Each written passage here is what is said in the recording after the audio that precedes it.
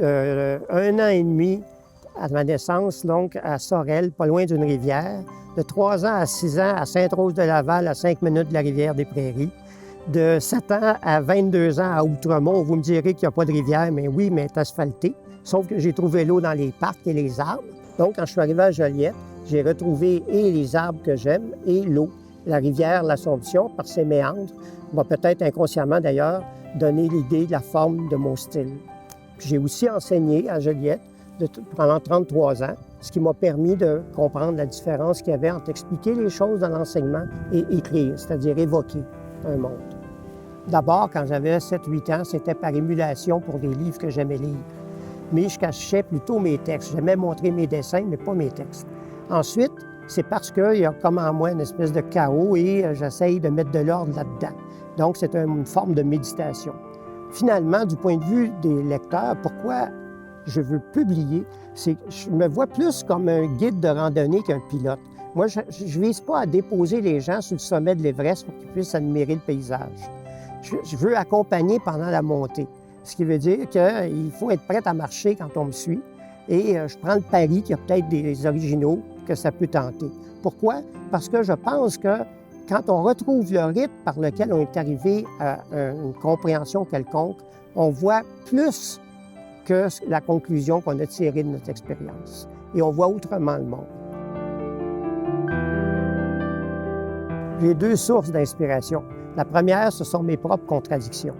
Parfois, elles s'expriment sous forme d'un flash, d'une image, comme celle d'un homme qui marche sur le bord de la mer, puis ça donne un roman ou une nouvelle.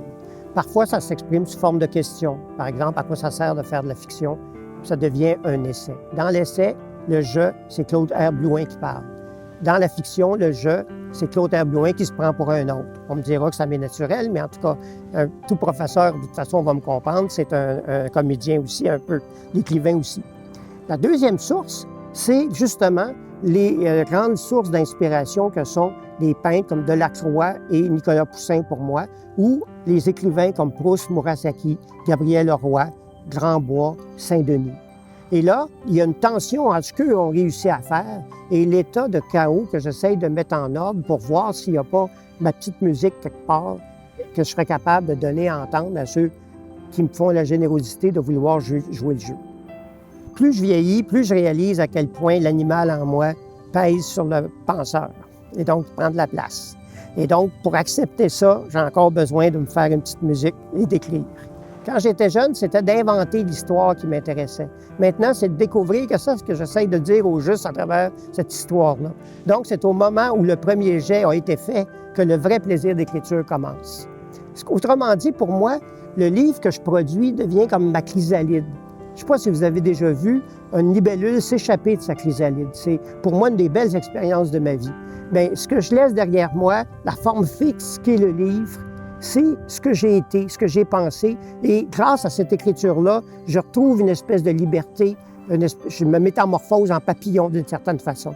Mais ce que je souhaite, c'est que le lecteur passe à travers mon texte comme s'il habitait cette chrysalide-là pour finalement s'en dégager puis s'envoler lui-même vers ce qui lui est propre. Ce que j'essaye de faire, c'est de rester fidèle à une réflexion que l'écrivain japonais Zeami au 14e siècle faisait en enseignant le théâtre. Il disait que la fonction de l'art, c'était d'atteindre, de provoquer chez les spectateurs plutôt, un état d'esprit. Lequel?